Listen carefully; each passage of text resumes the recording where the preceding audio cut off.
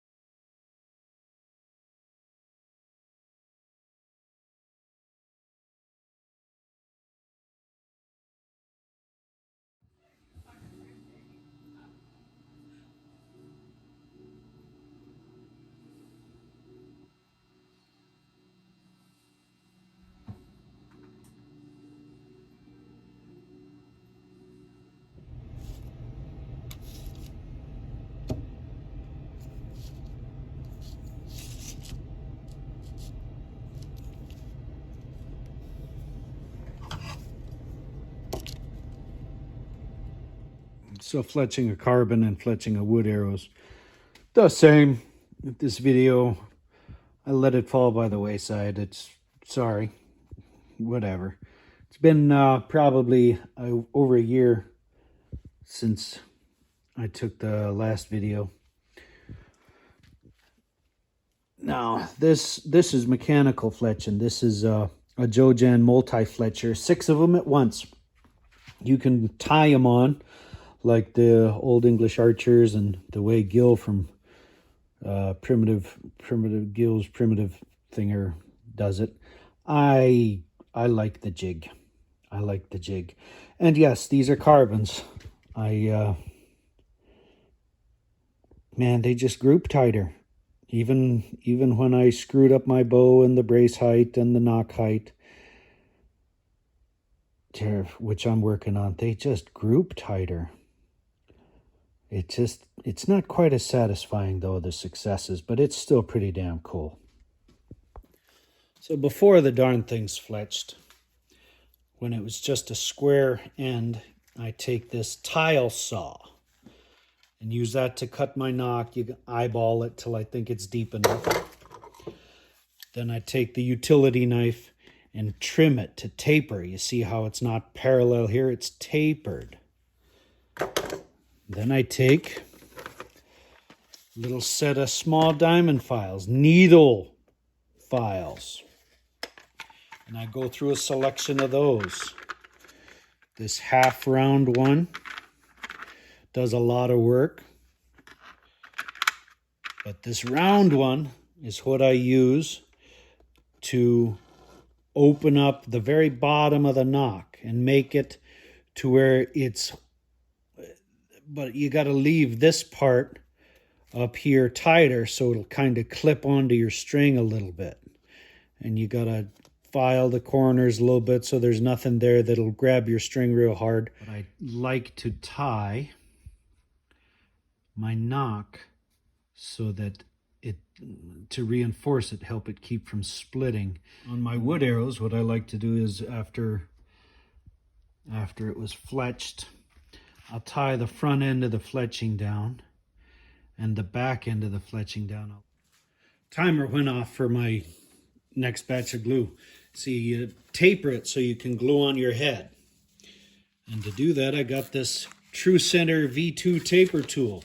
Now the problem is that it doesn't have a 3/8 piece. It comes with a 1/4 inch. Nope. That's sold separately. It comes with a 5/16 and 11/32 and a 23/64. The closest to what I'm doing is the 23/64. So I milled that out with a 3/8 bit until it would go over that. And all that is a collar that goes into the body and it centers your arrow shaft. Put that down before it falls down. It centers the arrow shaft in the cutter. Shove that in there. It's like a pencil sharpener. You know how to use a pencil. Well, some of you might not know how to use a pencil sharpener, but damn it, you can YouTube it. And somebody's got a way better video than I do about this on how to use a damn pencil sharpener.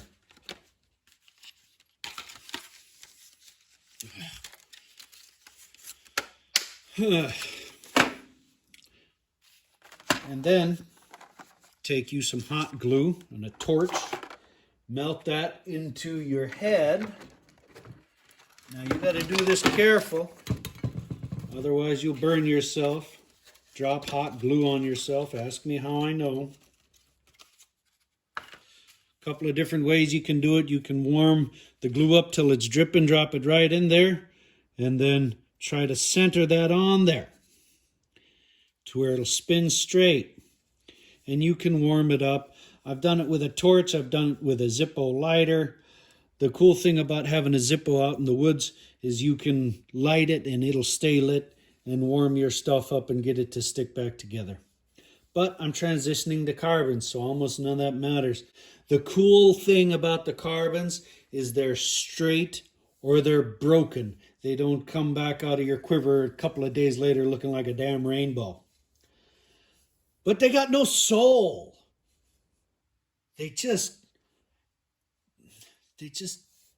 But man, do they group tighter and fly straighter. They weigh basically the same. With my woodies, I was having a weight difference. Some of my lighter hunting arrows were 800 grains, and some of them were 1,000 plus. But these, they're all going to end up being 700 and some grains, I reckon, total. And they're going to fly faster, group tighter, and I can't say they're better. I can't. But I can say that